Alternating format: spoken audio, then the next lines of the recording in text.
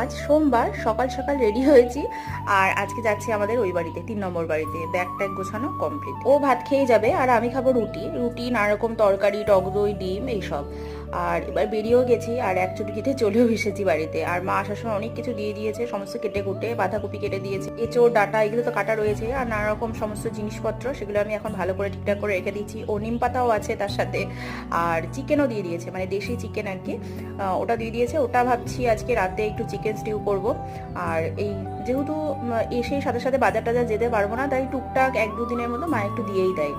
তারপর বাড়িতে এসে একটু বেডশিটটা চেঞ্জ করে নিচ্ছি। এটা কিছুদিন আগে স্টাইল বাজার থেকে কিনেছিলাম, দেখতে বেশ ভালো লাগলো ওই জন্য কিনলাম। প্রথম দিন এসে একটু টুকটাক বেশি কাজ থাকে, ওই জন্য সেগুলো করতে করতে আর ভাত টাত করলাম না, একটু তাড়াতাড়ি করে ডালিয়া করে নিলাম, ডালিয়া শসা আলু ভাজা এইসব আর কি। এরপর সন্ধেবেলা একটু বেরিয়েছিলাম, এসে একটু করলাম চিকেন স্টিউ সমস্ত ভেজিটেবলস দিয়ে আর রুটি। ব্যাস এইভাবেই দিনটা কাটলো।